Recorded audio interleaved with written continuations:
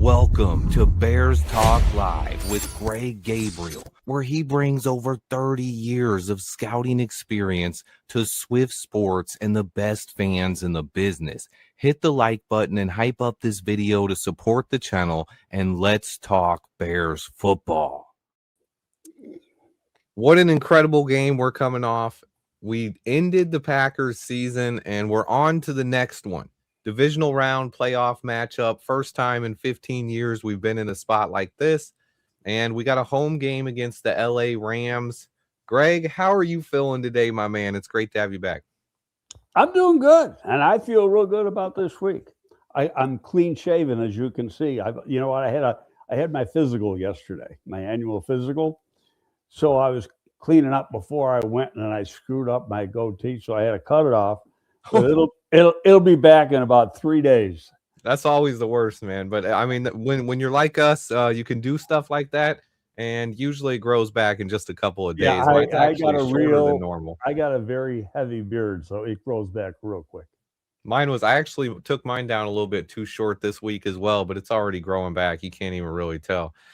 Sometimes it's just a clipper a little bit too low, and you're like, uh-oh, I wanted a little bit higher than that. But here we are, man. Playoff beards in effect, though, because it is playoff football in Chicago. It's going to be cold.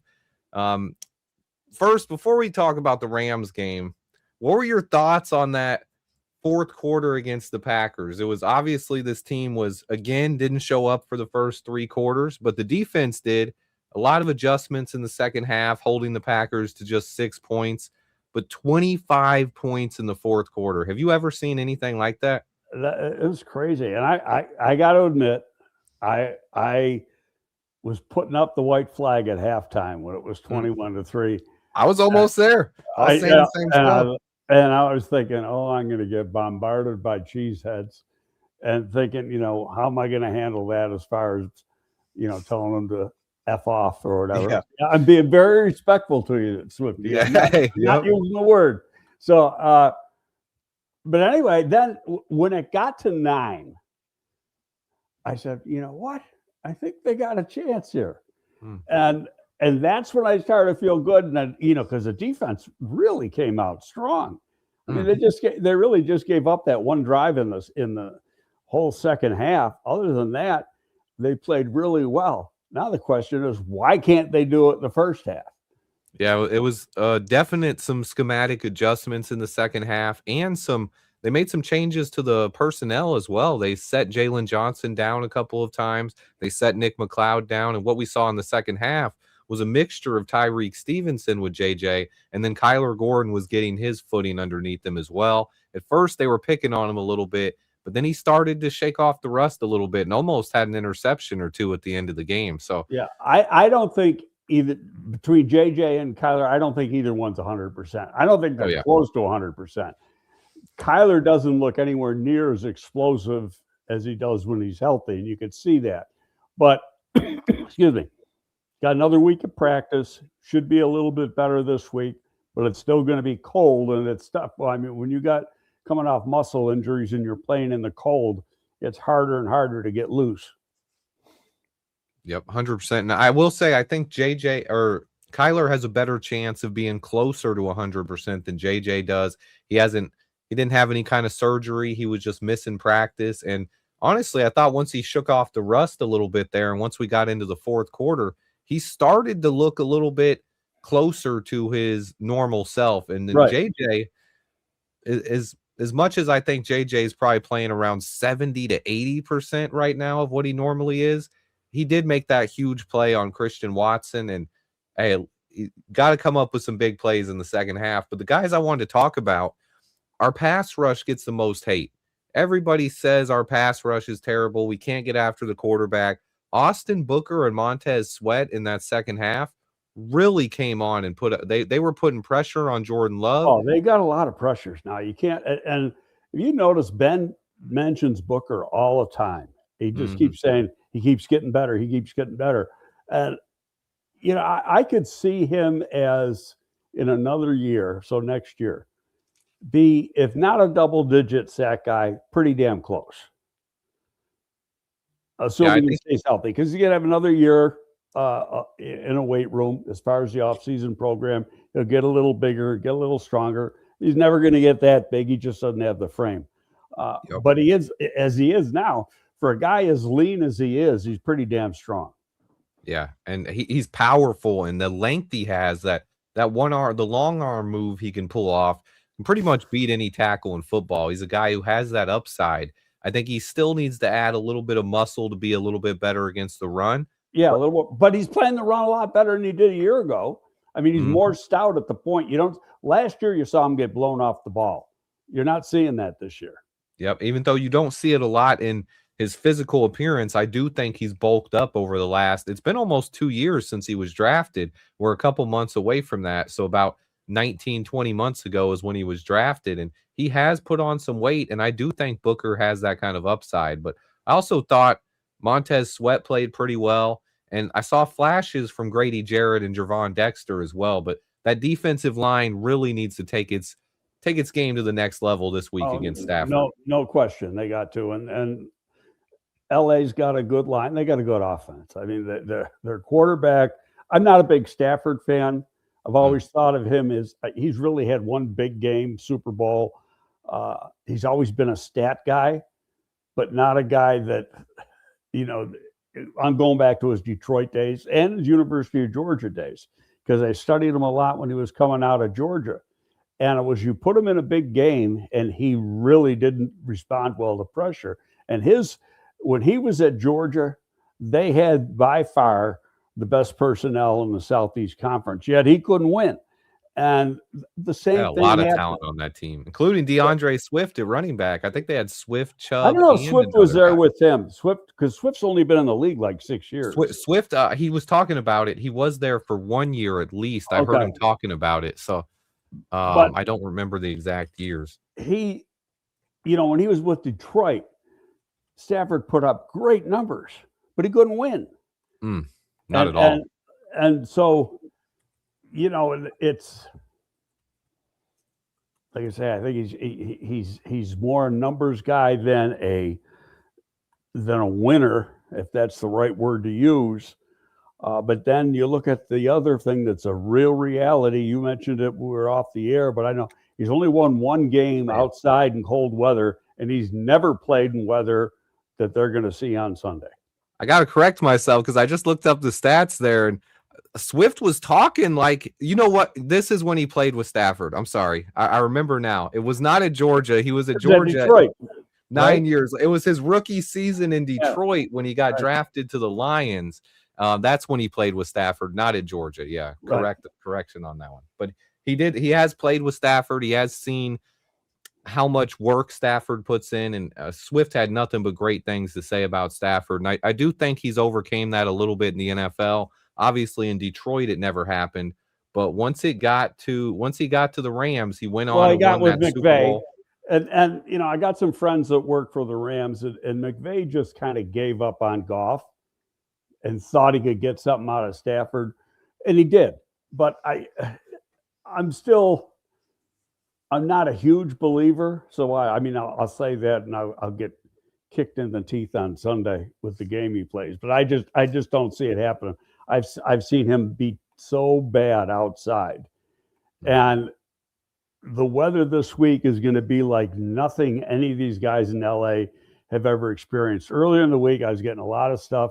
I put a tweet out like what the forecast was, and that was still 6 days before the game. And a lot of people go, Adams played up in Green Bay. He's used to it. No, he's not used to it. He played up in Green Bay 4 years ago. You get away from it for a year, you're not used to it anymore. A perfect example. My stepson lived up here. He lives in Miami now. He comes up here, he freezes today. He can't stand it. And it's because he's been living in Miami for the last 8-9 years. Yeah. So it's hard to get your body acclimated, and the Bears practice like all week. And I love that news that came out this week that Johnson doesn't even allow heaters on the field during practice. He likes it cold out there. He's Yeah, preparing them for what they right. have to deal with here. Absolutely. So they get used to doing it. These guys from LA, what's going to be 10 degrees for Bears players and used to it because they've played in it already this year, they've practiced in it already this year, it's going to feel like 15 below to the Rams because it's going to just seem so much colder. 100%. And I mean, this is a huge game for Matt Stafford and the Rams. And the stat I have that I'm going to talk about is we already know it's been going around. He's 1-9 in his career in games this cold or where it's snowing or raining, but he has never started a game where it was sub 20 degrees at kickoff. So this will be, as long as it doesn't somehow warm up. You know how weather projections are sometimes, but it's projected to be very cold, and it will be the coldest game. Close to single digits. And it'll be in single digits by the end of the game. Coldest game he's ever started in his career. So, and while I do think Matt Stafford's playing at an MVP level, and you can't write him off, I don't think he's going to get in the cold and suddenly just be terrible. But it affects the entire team, not just Stafford. He's got a bad finger too now. He got hit last week. Got I believe it was a dislocated finger. Now, obviously, he played through it. Stafford's a warrior. He's played through a dislocated shoulder before even, but it's going to be cold. It is a night game. It's going to be getting colder as the game goes on. And that's something the fan base is going to be, I think, as good as they were last week. They'll be better this week. Our fans, and we talked a little bit about it on the show last week. Sometimes the players actually came out in the locker room and were asking fans to be a little bit quieter on offense and be louder when the other team has the ball. And they responded. There was reports that Soldier Field was shaking, and multiple people from the media saying they've never heard Soldier Field that loud in their life. So fans responded, and I expect them to respond again this week as well. Oh, yeah, big time. And I think that, people in the media, players, got to kind of push that narrative just so they don't forget, because their asses are going to be cold too now. Yep. And the Bears, they are a little bit more used to this, but you still have players that make mistakes in the cold.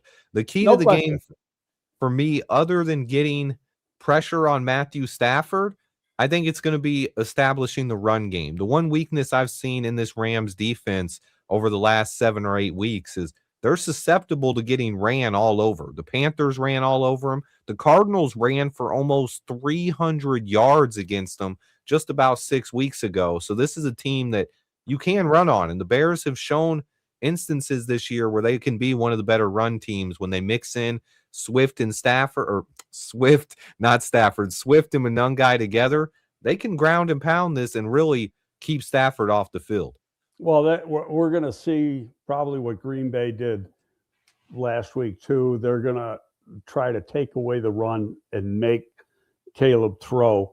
But if Caleb can start off the game like he finishes the game, then that's going to be a regret on the Rams' part. I really feel really good about this game. And part of the reason is, I was with the Bears when they did the rebuild of Soldier Field. So I was in a lot of games there over really eight seasons after it reopened in 2003. And I saw what the weather did to warm weather teams. And only one team in my time with the Bears, only one team came in here and played good and beat the Bears, and that was Houston. And it wasn't anywhere near as bad as the weather's going to be on Sunday. But I remember one game, and it was a Sunday night game, so it's going to be similar to this. We played Atlanta, and that's Michael Vick was still the quarterback. That's how early it was. Oh, wow. And temperature about the same as it's supposed to be Sunday. Those guys from Atlanta put up the white flag before the first half ended. And we just killed them. They just couldn't handle the cold. And that's I think it's a big factor in this game. It is going to be freezing cold. And you mentioned it right before we went live. We were talking a little bit pre-show here, and you were talking about the weather, what it's been in LA this week. It's been 75 or 80 degrees all week, whereas the Bears have been practicing outside in the cold without heaters. Their bodies are more prepared for it. And I do believe that will be a factor. Now, no question. And they have heaters on the sideline for the game. They got those jet heaters going on, and the benches are heated. So there is ways you can stay warm, but your body can get acclimated to it. I mean, I know I've lived in cold. I lived in Buffalo. I lived here all my life. I've gone out skiing for hours at single digit weather, and it's never bothered me because your body's used to it. But God, you bring a guy who's coming from the South or LA or someplace, it feels a lot colder than it actually is. It's different. I mean, sometimes in that cold, your body can want to shut down and not want to respond the right way. But I still think the Bears have to come out here, and what they need to do is not sleep for the first 3 quarters. This is a game you got to hit Stafford in the freaking mouth, because that's hit him in the mouth and come out and score some points right away. We got to put some points on the board in the first half. Right. They got 3 this past game. You got to get 7. Yeah, got to get some points. Shout out to Eric gifting 5 memberships to the channel. Appreciate you, Eric. But this is one we've seen it, man. This offense can stutter for 3 quarters, and it was my key to the game last week. I wanted us to come out there, put some points on the board early, and I saw flashes of that with our first drive where we went right down the field, but then we stalled in the red zone, settled for a field goal, and then nothing else for nearly 3 quarters. It was almost like they went away. But I was with you, man. In that game, there were times where I wanted to give up. I kept telling myself, with everything we've seen this year, we can't rule Caleb out. But I also had a counterpoint to that, because when it was 21-3, but before they missed that field goal, they were about to go up 24 or 28-3. And my counterpoint was, we can't come back from down 30+ points in the 4th quarter. We have to get some stops or put some points on the board, because no matter how good we are in the 4th, you can't get come back from an insurmountable amount of points. And even the 25 points we scored in the 4th quarter, I might not, if you would have told me before the game that we were going to score 25 in the 4th, I might have questioned that a little bit, because that's crazy. And a lot of times teams all they need is a couple first downs to keep you off the field and run out some clock. If you would have made a prop bet on that, you'd be a rich man today. I heard some people bet on the Bears. I bet on them pregame. I had a parlay. I picked every playoff game right last weekend. I thought it was crazy, the odds that we could get. The 49ers were big underdogs. The Bills were big underdogs, and the Bears were underdogs at home. I parlayed all those together with the Patriots and the Texans and came out a winner, man. I came out a winner. I got to admit that. But it's going to be even crazier in the second week. But what I heard is the Bears, if you would have bet on them at halftime when they were down 21-3, probably could have got some really good returns in that one. Oh, no question. And knowing how well they've came back recently, if I wasn't live, I probably would have did it myself. But it is one of the biggest comebacks in Bears playoff history. And you called it. You predicted them to win last week. I know we were probably worried for those first 3 quarters, but to me, it's one of the most special moments I've ever seen as a Bears fan. And that game's going to go down as a memory I'm never going to forget, man. That's one of those games, a lot of crazy throws, but that 4th and 8 throw. And the funny part about this is you had Packers fans, you've seen those little cut ups of the Packers content creators and stuff. And one of the things they were trying to say, Caleb sucks when he throws to his left. He hit so many crazy throws going to his left, but the 4th down and 8, one of the best plays I've ever seen, man. But he's done it all year. That for them to even say that was ridiculous, which means they don't watch any tape on him, is that he's been making throws going to his left all season. It wasn't just something that came up Sunday against them. Yeah, and it's something that he's made those special throws all year. I mean, even the one to Jade Walker that hasn't been talked about in the last Packer game much, but Caleb is a special talent, and his response to some of the Packers players in the locker room, him calling Ben Johnson the best coach in the world, and he heard all the noise. He's heard it all, and his poise and leadership has blown me away. Now, there was a point, I'll admit, I questioned it early in the game. I don't know if you remember when he threw that first interception, the one that actually wasn't really a negative play because it was kind of like a punt, right? Because it was 4th down, and it was a poor Burton ran a bad route. Burton was supposed to go into the slant. He threw it. Supposed to run Caleb a post threw it to where Burton was supposed to be. And I questioned now immediately when it happened in the moment, I was live and I was thinking, Caleb, look, because he came to the sideline and you could see Caleb yelling and you could read his lips. He said, do your damn job. Do your job. And he's screaming. And I don't know, you couldn't tell if he was screaming directly at Luther Burden, but it was clear that he was frustrated at Luther Burden. And to me, I initially questioned it because I was like, look, Caleb, you got to make some better plays yourself. Don't get mad at Luther. But as that game went on, Caleb's passion and his fire, it really reminded me of a guy like Tom Brady. And I've seen Tom Brady do the same things through the years. I've seen Tom Brady yell at his players. I've seen how passionate he was on the sideline. And when I saw that, even though I initially questioned it, later in the game, I was like, there's no quarterback that these guys would rather be playing for. Caleb has that passion and that fire, and it might come out. He might yell at some guys on the sideline during the game in the moment, but he's still joking and supportive with these guys when it matters most after the game and practice. Oh, yeah, he has no that light question. side as well. But Swifty, it's his job to be like that. When you're scouting a quarterback, that's one of the things you're looking for, is that strong leadership ability.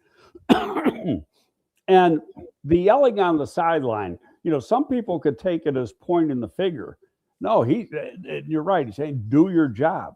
His job's to say that. Yeah, it's a coach's job, but it's his job too, because he's in the position as the quarterback, most important position on the field, to get his guys to do what they're supposed to do. Yep. And that's why Burton wasn't playing as much early in the year, because he couldn't be trusted to, to make the right adjustments.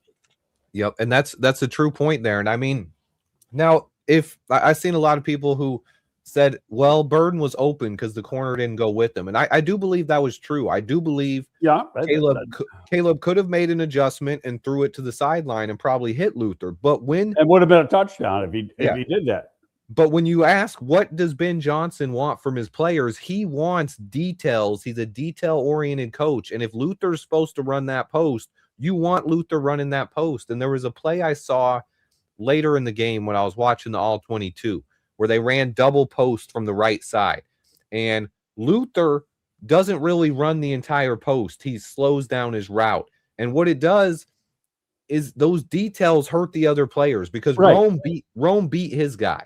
And Rome would have been wide open for a touchdown. Instead, because Luther stopped his route, the guy that's guarding Luther just has to take a couple steps over. And if Caleb would have thrown it to Rome, it would have been an interception. Right. But Caleb made the smart play. That's why you got to do the entire play. Yep. So there was a couple routes where the couple times where I saw Luther not doing exactly what he needed to do. But I am really excited. I don't want anyone to think I'm taking shots at Luther Burden here. I think he has the upside to be the best receiver on this team, one of the best in the NFL. But he's a guy, he has to be a little bit more detail-oriented. Yep. And whatever his route is, he has to run through that route and finish his routes. No question about it. J2K said he saw it too. And also on the 4th and 8, Burden didn't run his route flat enough and took himself out of the play. Also saw that as a couple mistakes for a rookie, but he's a guy who's going to be elite going forward, I believe. Well, and again, and because I was saying it early in the year, people say, why isn't he playing? And that's why. Mm-hmm. He didn't have the trust. The little details. Right. And he's a rookie. Rookies are going to make mistakes, but he's already been through a 17-game season and one playoff game. He shouldn't be making those mistakes right now. And playoff games, with the money on the line, it's you make a mistake, the other team capitalizes on it. You can't make mistakes. Yep, and I'm still seeing a little bit of that, so that is something that Luther needs to work on. And when it comes to Caleb yelling at him, that's probably a big reason why, because like you said, we are past the full 17-game schedule. We're in the playoffs now, and this is where the details really matter, especially if you want to get where this team thinks they can go. That this is a special team that can go a long way here and continue winning in the playoffs. So Burden needs to lock in on that and be better at his route running for sure. No question. And when he does that, that makes everybody else more effective. Yep. And Keith made a great point, because I don't want to pile on Luther. I don't know if you saw this on the little check down to Kyle Monungai later in the game. Right. Luther blocks 2 guys on that one play and Well, no, really he's done set a up good that job. You first got to half. give him praise where he deserves it, and he's been doing a good job with that. But no, it's going to be interesting. I wonder, because it's going to free somebody else. What are the Rams going to do to take Loveland out? Because that's going to open up. There's so many weapons. If they do something to take Loveland out of the game, then somebody else is going to be free. Man, and Loveland has been, you got to give Loveland his props right now, and I got to give Ben Johnson even more credit for that, because most people thought Tyler Warren was the best tight end in this class, and Ben Johnson handpicked his own guy, Colston Loveland, and he is already ascending into one of the best tight ends in football. And the Bears hit a home run with that pick. No matter what people thought about it earlier in the year when he was recovering from shoulder surgery and got off to a slow start, he is virtually unguardable right now and might have the best hands on our entire team. He is an X factor. I don't know if I had talked about it with you, but going back to the draft, I knew teams had Loveland high. The question mark was the shoulder. And I talked to an orthopedic, and it was probably a week before, and I'll tell you who it was off the air, but it was probably a week before the draft. And he said, it was because of what they did, it was a 6-month surgery, 6-month rehab. And if you're lucky, 5 to 5.5. So and that's basically what it turned out to be. He couldn't do much during the offseason program, but he was good to go. But they took that, they had him go lightly the first part of camp, so to make sure his shoulder was being built up the right way. But if he didn't have that injury and have that surgery, there wouldn't have been any question marks, I don't think, about, should have been him or Warren. And I like Warren. And I thought that Warren was going to be the guy. I'm friends with Warren's agent. Warren's agent told me that the day before the draft, he's going to one of two places, Chicago or Indy. Yep. And which has turned out, that's where the 2 tight ends went. The thing that we got to look forward to now, we're going to get into draft season pretty soon, is if you don't hear a player's name mentioned by Ryan Bears Poles, are interested.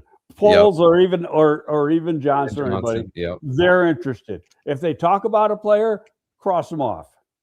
That was so true this year, as we heard Ben Johnson and Ryan the last Poles. Couple of years. If you see it, they never talk about anybody. Yep. The guys they end up praising pre-draft, and then everyone's like, oh man, that's the guy the Bears are going to. I mean, Ben Johnson went out of his way to praise Tyler Warren last year. And it's so sneaky and so smart at the same time. You're putting other people, you're putting the media and other teams that are listening, make them think we want Tyler Warren when really we want Colston Loveland. And someone just said it in chat, mark my words, he thinks Loveland's going to be the best tight end in the NFL in 5 years. Look, I think it's possible Loveland could get there in the next 2 years.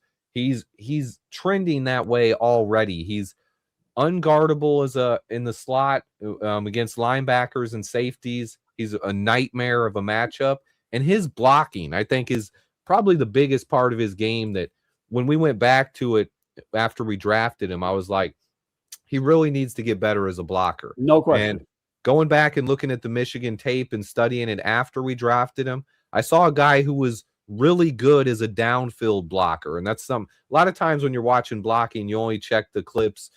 What does he do one-on-one against the defensive lineman at the line of scrimmage? But he's a guy who was so smart down the field and understood angles and was able to seal people off and open up lanes in the running game. And he has really been an asset to our offense as a blocker as well. So I think overall Loveland is trending towards being one of the best tight ends in the league. And with guys like Travis Kelce getting close to retirement, Mark Andrews almost done as well, George Kittle's on the backside of his career, you're looking for new top tight ends in the NFL. And I think in a year or so, his name's going to be mentioned with Trey McBride and Brock Bowers as the elite tight ends. McBride was a down the road draft choice. He was like a third or fourth round pick. I think in another year, the premier guys are going to be Loveland and Warren. Yep. Loveland and Warren. Yeah. And Brock Bowers, I wouldn't write off Brock Bowers. I think he's up there as well. But yeah, I think he's different kind of player, though. I mean, because you look at Loveland's a 6'6" guy, Warren's a 6'5.5" guy. They're tall, they're athletic. Loveland's faster of the two. But where Bowers like a 6'3" guy. Yeah. Bowers he's another nightmare in the slot as well, a guy who can get open, but teams with for him to be effective, they got to get a quarterback though, and they don't, they got Geno, but I think Fernando Mendoza is all but penciled in as that spot right now. I do believe the Indiana quarterback will be a Raider. With Dante Moore going back to school, we won't veer off too much into draft talk, but there was only really 2 top QBs in this class, and I think right now it's Mendoza and the field. And I think he's going to be the number 1 pick. And then the rest of this QB class is a giant question mark. So, the one, and we're getting off topic here, but we brought up more and stuff. The Alabama quarterback coming out, Ty Simpson, was crazy. And his camp said, well, all these general managers told us he's going to be a first rounder. Well, I guarantee you the committee didn't tell him he was going to be a first rounder. The first half of the season, he was playing pretty good. And so you could put an argument, he might be in the thing.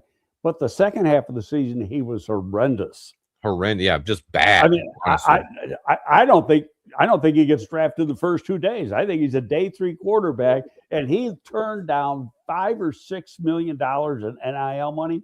Huge mistake on his part. Yeah, this NIL money is getting out of control, and so is the quarterbacks. Especially the transfer portal. It's like, why even recruit guys now? You might as well just hit up the transfer portal. But to me, I was reading an article today. You can transfer and not go in the portal. You don't have to go in the portal. If you go in the portal, you can take official visits and all that stuff. How about this? Notre Dame gets the kicker from Purdue. All the kid did was very quietly finish his semester Purdue, withdraw from the school, and then entered Notre Dame, got accepted at Notre Dame very quietly, reported to classes this week. When classes started, nobody knew. Notre Dame knew, obviously. He never entered the portal. And then they had, when he's in classes for 2 days and he's not down at Purdue, Purdue's like, well, where is he? He's at Notre Dame. And he's at Notre Dame now. Yeah. But, he just showed up for classes. But again, he never, ever entered the portal. Yeah. So nobody knew he was going to transfer, and he did it on his own. Well, I'm sure he contacted the people at Notre Dame, said, I'm coming. If you want. He didn't make a big deal out of it like most of these guys do. Someone asked how tall Loveland is. He is 6'6" and runs routes like a beast. Now, I think he's 6'5", 6 or something like 6'5 3/4 or something like that. Pretty much 6'6", 250 with long ton arm. of speed. Now a lot of people are asking about Ozzy Trapillo, so I will shift a little bit to this, see what you know or what your thoughts are on this. Now Ozzy suffered. It has been confirmed now that he did rupture his patellar tendon. Yep. And that is a tough injury. He's going to have surgery. He could have already had it. We don't.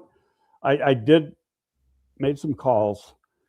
It's a minimum 6 months, and with any surgery, I mean, if everything goes right,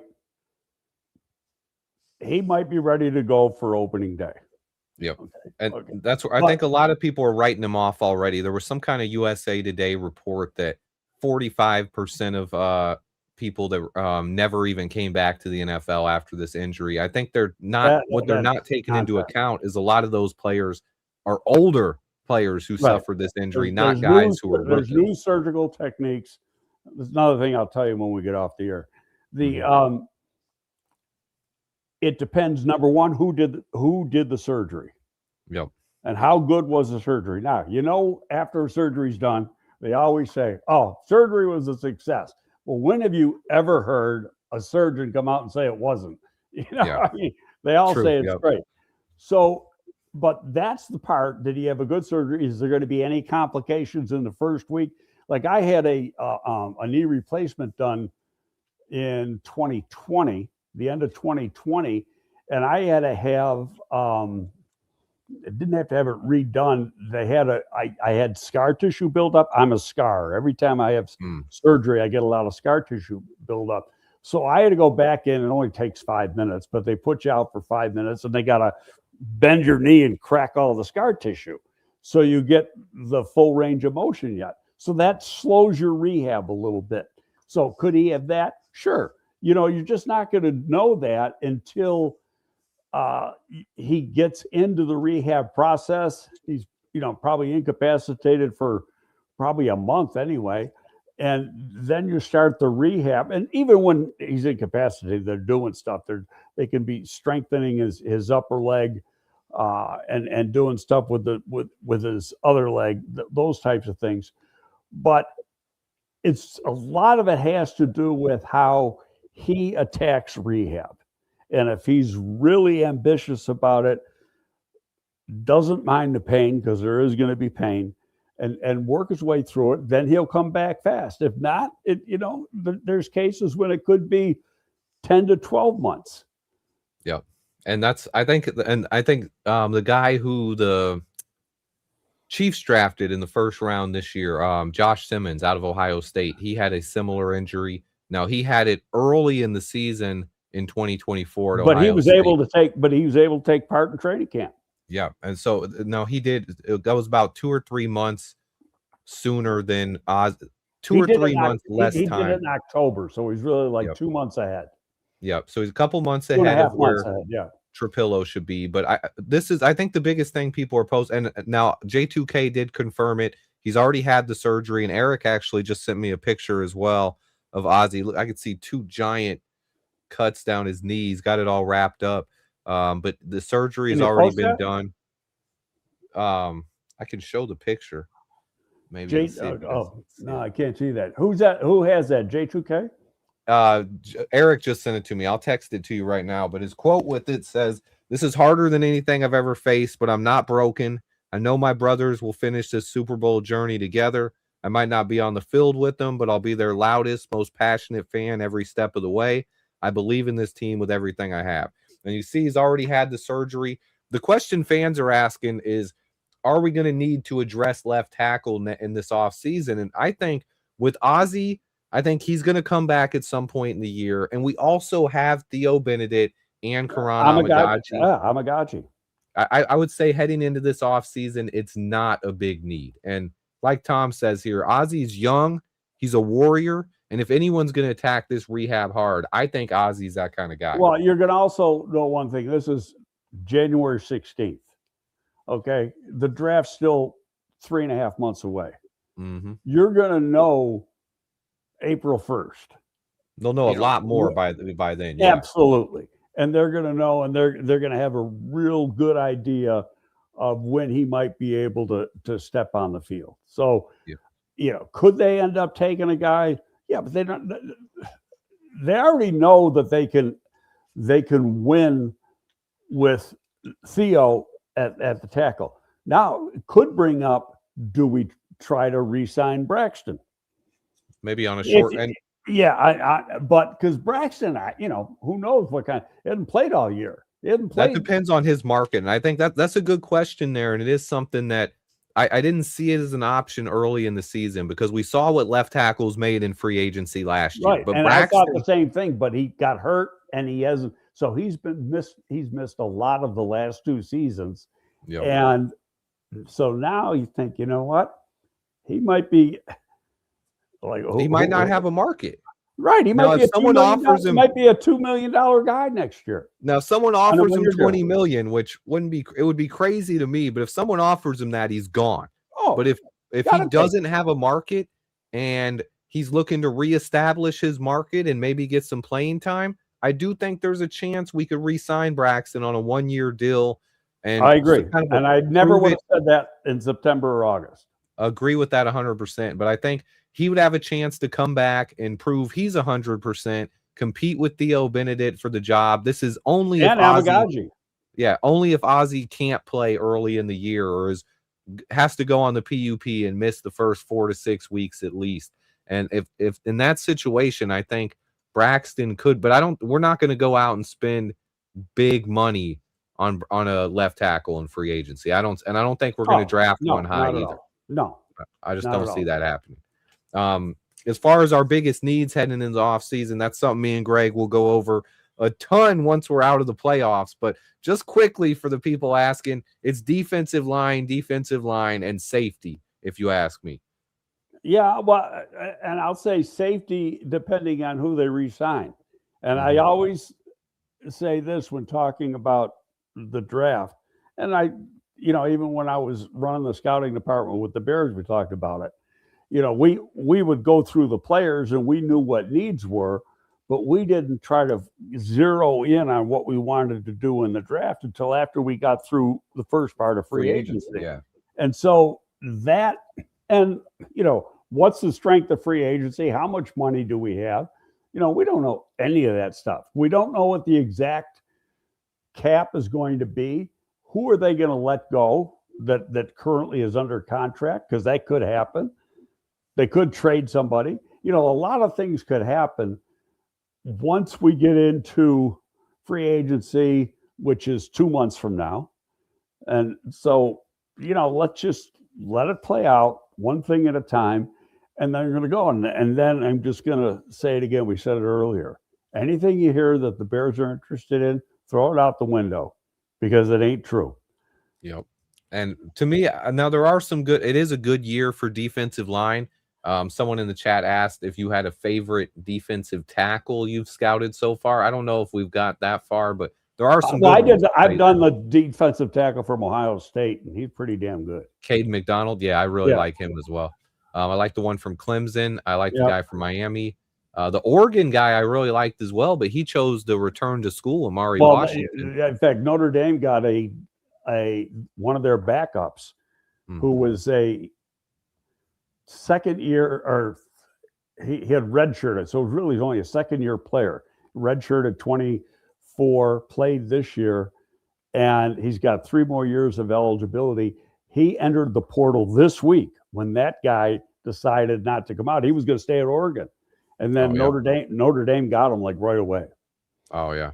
That's always, that transfer portal is killing it. Now, someone did ask, I don't know if you know much about the Penn State running back, but someone asked if Nicholas Singleton is available in the 4th round, do you take him to replace Roschon Johnson? I do like Singleton. I take Singleton in the 3rd round. Yeah, I like. He's got some speed too. Singleton was looked upon as a top 10 pick going into this year. What happened? You got to find out what happened at Penn State this year.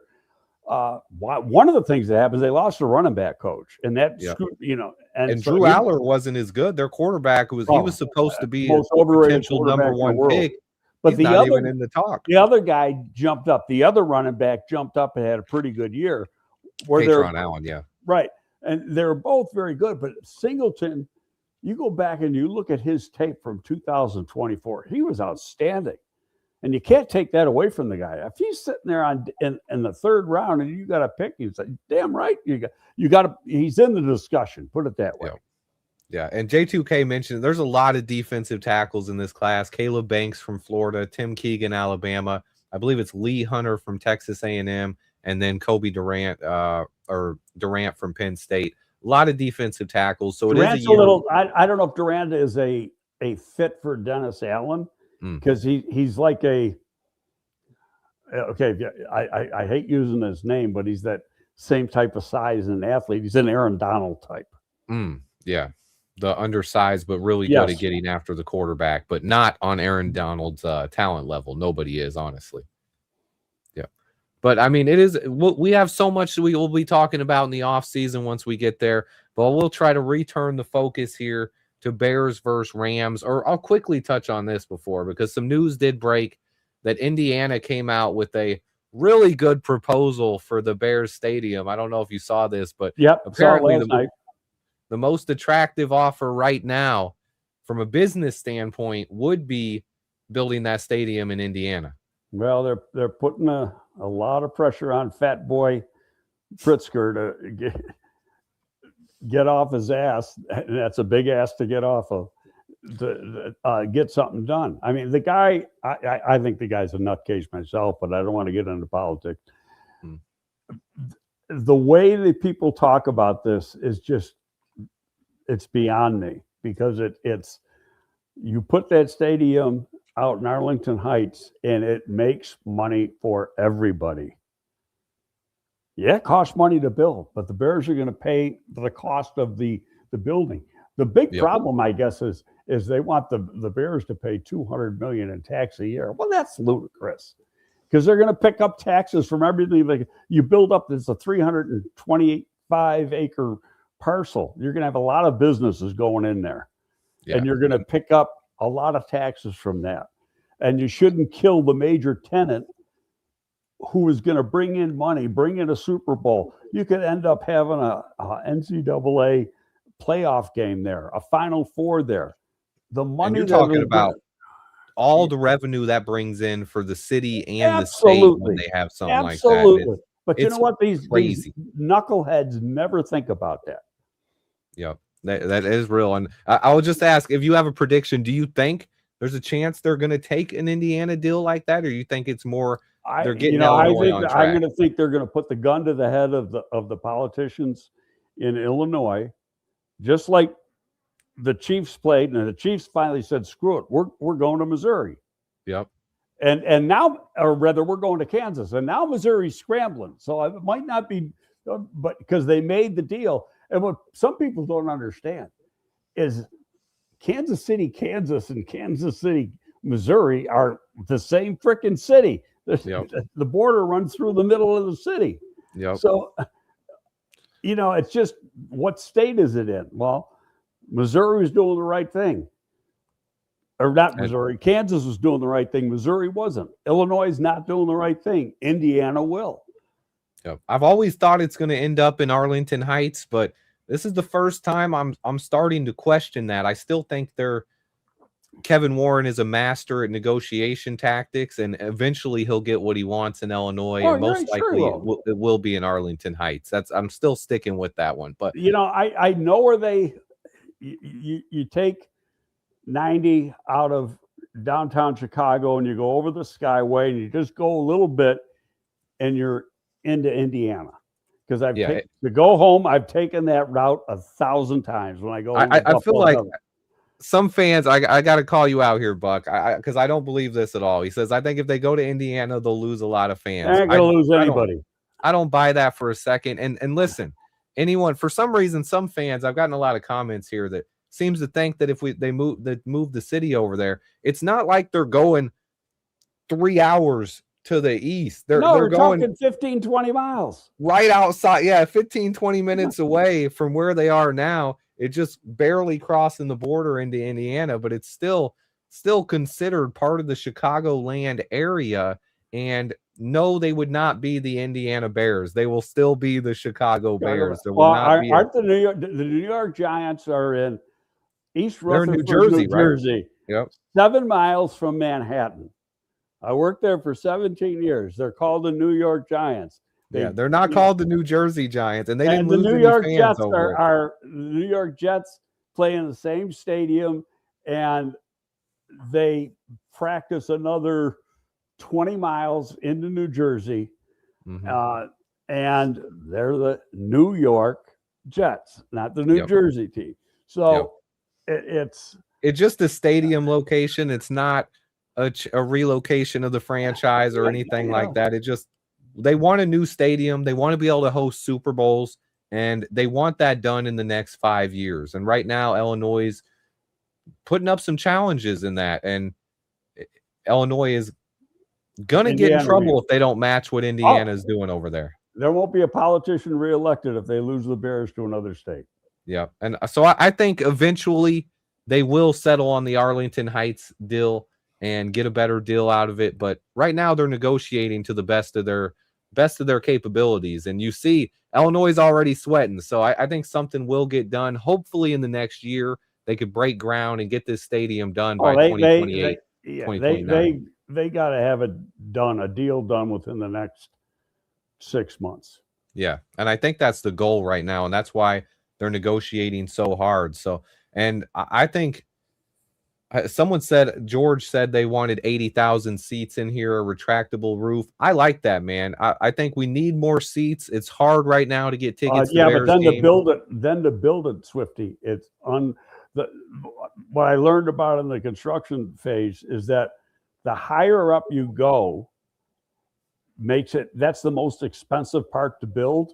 And so, this supposed dome in Arlington Heights was going to be very similar to the one in Vegas. And you're talking 65, 66, 67,000 seats. To put another 10,000 in raises the cost immensely because it's the most important part of the stadium, or most expensive part of the stadium to build. Yep. We'll see how it goes, but I would like it to be a little bit easier to get some Bears tickets here. But overall, I think we're in agreement. We think they will stay in Illinois, but I do think the chances of Indiana being a serious contender are going up by the day. The longer they take they to are. get a deal done, They are now. They've put up said that we got a bill. We're ready to go. Yep. And Indiana's doing things that right now Illinois simply is not. So no, they sit on their ass because they thought it would never happen.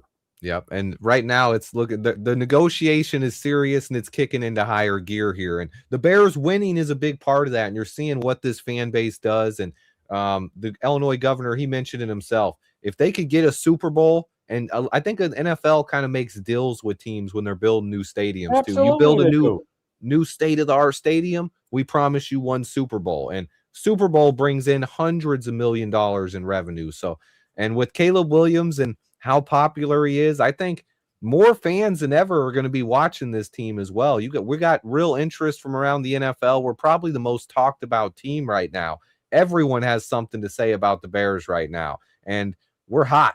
We have a quarterback that you can't give up on, and we're heading into the divisional round of the playoffs. And with the 49ers game this week, there is a path here. If the Niners win, the Bears could end up hosting another game at Soldier Field next week, the NFC Championship game. Yeah, and that would be against San Francisco if they host it. A rematch. Yeah. Yep. And that's why it's just such a special time for me, I think, to be a Bears fan here. We finally have our head coach. We have our quarterback. The stadium talks, to me, all that's going to take a back seat. What I care about right now is this playoff game coming up against the Rams. What do you have a prediction for this game? How do you see this game playing out? I see a 10-point win for the Bears. 10-point win. I've been to too many games in that stadium where a warm weather team has just died. And that could definitely. And my man Creighton has a great point here. And all your experiences at Soldier Field, have you ever experienced that place shaking from the fans being that loud? Well, I wasn't there Sunday, so I can't say I have. I mean, I've been there when it's been loud, and when we played New Orleans in the NFC Championship game, and actually it was in 2007, January 2007. I mean, it was loud and it was shaking, but I don't think it was like last week. Yeah, and I think fans did get the message, and there are fans, they took that to heart. They really made it personal, and home field advantage was a real factor in that one. Now, I did see it when I went back and watched the game. Because I watched the broadcast game again. I like to watch the condensed version before the all 22 comes out, and you could hear the fans start to die off a little bit there towards halftime. Yep. The end of that first half, when we're down 21-3, the fans started to go away a little bit. But after that missed field goal, they were right back, and they were as loud as I've ever heard them. So you got to love that. And predicting a 10-point win, that is something that us Bears fans could surely use, because they've been the good, better, best cardiac arrest Bears for too often this season. We could use a 10-point victory, and one where we're not sweating into the final seconds. Well, I look at it this way too. I mean, you look at LA, and we didn't bring this up, but it's an important factor. LA traveled LA to Charlotte last week. Didn't play very good. Carolina was this far away from winning that game. They go all the way back to LA. Now they got to turn around and come here this afternoon or tomorrow afternoon to play this game on Sunday. That's tough. Not only is the weather tough, that much long travel in 6 days is tough. Yeah, and that's a lot. And then also playing in the cold. It wasn't cold in that Carolina game, but they did it was play 70 degrees. A lot of people will bring up they played a snow game against the Eagles last year in the playoffs. And they forget they lost that game. They lost that game. And also when it's snowing. It was like 25 degrees or something. I think it was 35 degrees. It was over 30. It was snowing and 35 degrees. Yeah, it's that cold. You know, when it's 10 degrees, it's a whole different kind of cold. Yeah, 100%. Ron says he's painting his nails in nacho cheese. Man, some of these comments. I love it, man. But this is a win that I think we're going to remember for the rest of our lives. And the biggest question, because you've been a part of some playoff teams as well, and Case Keenum brought this up, is their ability. We'll find out if they can compartmentalize this last win, put that away, and focus on the Rams, because it was the biggest win in 15 years for Chicago for the Bears. So they got to put that away and move on. I think all season they've done a good job of that. They've 1-0 this week, and that 1-0 next man up mentality. That's, I believe, the key for this one. Can they put that game away and focus 100% on the Rams? That's what your veteran leadership is there for. Those are the guys that do that. The Joe Tooney, the Grady Jarrett. That's what these guys were brought in for. And man, you got to give Joe Tooney has been on a crazy run, man. Every single one of his starts in his career have been for either Patrick Mahomes, Tom Brady, or Caleb Williams. And that's crazy to think about, this guy. And another point here, CJ Gardner-Johnson, who was brought in late in the season, and he's another guy who's a veteran leader. He's played in 3 straight NFC championship games. Well, this one would be the third, isn't it? This would be his fourth. This would be his fourth. Yep. Okay. Well, maybe that's a good omen too. That's another. And he's a guy who a lot of people kind of even forgot about with Kyler Gordon back, and he missed last week's game. CJ Gardner-Johnson is back this week. He gives us a little bit more depth in that secondary as well. A guy you can move around a little bit. You can put him at safety. You can put him at corner. I like it. And it's having I don't like it when he gets locked in. When he gets locked into man. Don't put him on Puka Nacua man to man. That's all I'll say. Puka runs great routes, but Puka's not fast. Yeah. So you've got to stay with his quickness. Mm-hmm.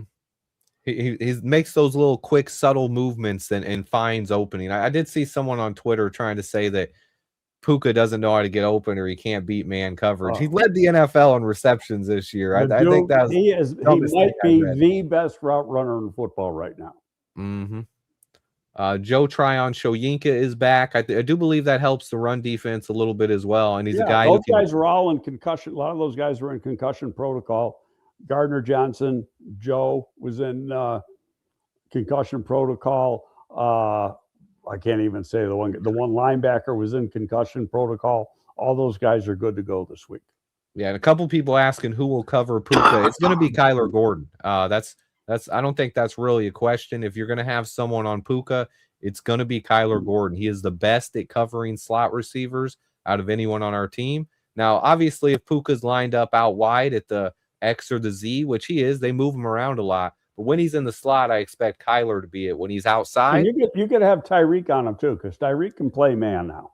Tyreek is a guy who can do it. JJ might get matched up with him a few times, but I would honestly, Jalen Johnson has had a lot of success against Devontae Adams in his career. I think I would have JJ shadow Devontae Adams around and then have a little mixture of Tyreek Stevenson or Kyler Gordon matching up with Puka, and then double team him as well. Yeah, we'll just have to see how it plays. They sure as hell aren't going to tell you. That's for darn sure. Yeah, 100%. And but I'm so excited for this one, Greg. Bears versus Rams in the divisional round of the playoffs. We're gonna back-to-back biggest games in the last decade, at least for this city, for the team, and getting that playoff win. I think it took the monkey off our back. Because it had been 15 years without a playoff win, but you also needed to get Caleb and Ben Johnson's first career playoff victories. You've got those out of the way now. And I think with that being said, the future of this team is now so bright, and I think they could beat anyone. So I am hopeful, cautiously optimistic as always. I think we can win this game this week. And if that happens, it's going to be insane, man. Oh, for sure. And I got a really good feel. I got a better feeling this week than I had last week. Now, I do think Stafford's a better quarterback than Love, and I think McVay is a slightly better coach than Matt LaFleur. Not a question about it. I just don't think the Rams have been playing strong football the last few weeks. And the weather is going to be a huge, huge factor in this game. You nailed it. I think the two factors that matter most there, the weather, and I think we match up better against the Rams. I think it's just a better matchup versus the Packers. It's a questionable matchup, but we honestly, if this game was out in LA, I wouldn't be talking this way. Yeah. You know, if this game was out in LA, you know, I think the Bears would be a distinct disadvantage, but it's here. And because it's here, I like the Bears. Yeah, 100%, man. I'm so excited. Any final thoughts for this one, Greg? I didn't want to keep you too long. We have hit an hour of time here. No, you know, let's get the damn thing started. But I'm excited for this week. Put it this way, Swifty. You know, back in September we started talking about this. Who would have thought after game 2 would be working this week talking? Yeah, 100%. And a couple questions, and that's something man, Greg. It's just saying that it's special. It's special where we are. I don't live in Waukegan. Yeah, Buck wanted to know where or if you lived in Waukegan. He lives in Waukegan. And then someone else asked, waiting to hear from Bennett. We didn't hear from Bennett this week. He was he's sleeping. He's been a real good boy. He's sleeping. He's sleeping. No, because it's cold outside and there's no dogs walking out in front of the house. That's it. When no dogs walking down the street That's is about all you can ask for, man. But I appreciate it, Greg, as always, man. It's an honor talking to you. And if we win again, we'll be back doing this again next week because that'll be a prime matchup for the NFC Championship. And I love chatting it up with you, Greg. And everyone in the chat, hit that like button and be ready for that game Sunday. Go Bears, baby. Go Bears. Thank you all.